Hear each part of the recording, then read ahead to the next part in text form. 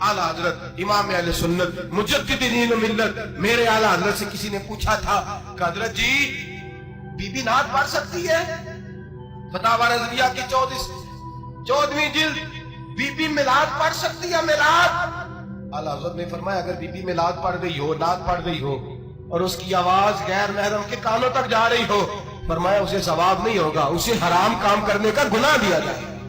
बीबी को मना है, वो नात की आवाज भी औरत का ही नहीं पढ़ता, दीन में तो औरत की आवाज का भी पढ़ता है।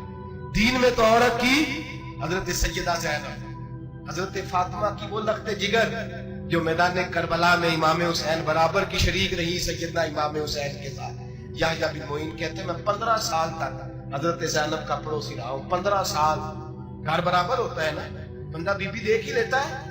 वो बीबी कभी पर्दा डाल के तो जा रही है दवाई लेने, कभी नजर आ ही जाती है।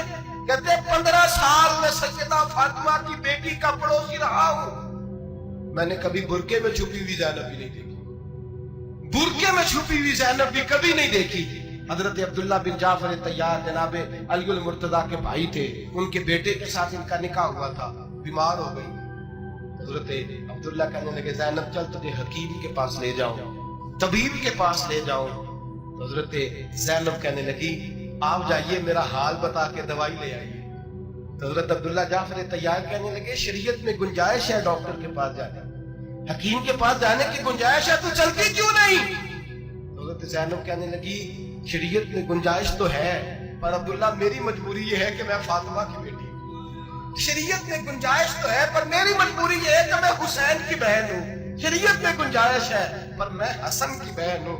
शरीयत में बड़ी गुंजाइश है पर लोग मुझे मोहम्मद अरबी की नवासी कहते हैं। गुंजाइश तो है पर मैं नहीं ना निकल सकती, इसलिए कि जितना कोई अपने आप को दीन के करीब जानता है उतना उसके पैरों में शरीयत की जंजीरें ज्यादा होती हैं। तो जनाब सैयदना अब्दुल्ला कहने लगे अगर तू पर्दा कर गई, अगर तू चली गई, तो मानने लगे ये तो अल्लाह की मशीयत है, तू दवाई ला दे ताकि मैं खा लूं, और अगर मैं चली गई तो मैं अपनी माँ से जाके कहूंगी कि अम्मा सारी तकलीफें मैंने छाती पे बर्दाश्त की हैं पर मैंने तेरे पर्दे पर आंच नहीं आने दी। मेरे भाई ये उसवाए नूर है, ये उसवाए हसना है, ये हमें सिखाया जा रहा है। मेरे हबीब करीम की बीवियों का ये हाल था, बीवियों का अपने घर के आंगन में हजरत आयशा सिद्दीका, हजरत सौदा जनाब हफ्सा अपने सेल में जब बैठती थी ना तो दीवार की तरफ मुंह करके बैठती थी, दीवार के साथ लग के दीवार की तरफ। बीबियां अपने घर के अंदर भी दीवार की जानिब मुंह करके बैठती थी। लोग पूछती, बीबियां पूछती कि अपने घर में भी दीवार को मुंह करने का मतलब? कहती हो सकता है कि छत पे चढ़े अचानक नजर पड़े तो हम चाहती हैं फिर भी हमारा चेहरा नजर ना आए उसे, फिर भी हमारा चेहरा नजर, हम अपने घर के अंदर भी पाबंद रहती हैं कि हमारे चेहरे नजर ना आए। खुदा रा बड़े पैसे जिंदगी में लुटाए हैं, एक 1000 1500 बुरके पे भी खर्च करो, वो घर ले जाओ, वो अम्मा को भी दो, बहन को भी दो, बीवी को भी दो, उसको कोई ये पहन ले। इसलिए कि जब तो हजरत फातिमा के तरीके का पर्दा करेगी तो तेरे आंगन में सैयदा ज़ैनब की तरह की बेटियां पैदा होंगी, वो उस सुन्नत पे चलने वाली बेटियां तेरे आंगन में आएंगी।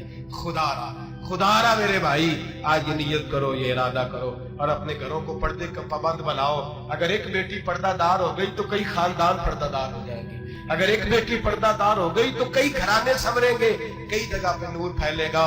ऐ अर्श के मालिक, ऐ मेरे महबूब के खुदा, तुझे वास्ता है मेरे महबूब की बीवियों का और तुझे सदका हुजूर की शहजादियों का।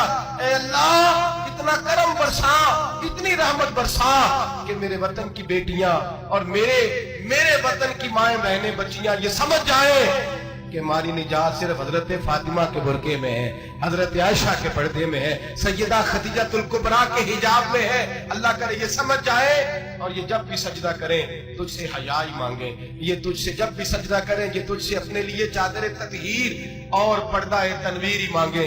अल्लाह करे मुझ बेअमल की मुंह से निकले हुए लफ्ज किसी के दिल में तासीर बन के उतरे और फिर दुनिया के अंदर ये रिवाज आम हो कि हर कोई पर्दा करे, हर कोई बापर्दा हो जाए। ऐ अल्लाह तू तासीर नाजिल फरमा, ऐ अल्लाह तू अमल की दौलत नाजिल फरमा, ऐ अल्लाह हमारी बेटियों को इज्जत की चादर अता फरमा, हमेशा मिदहत खैरुल अनाम में गुजरे।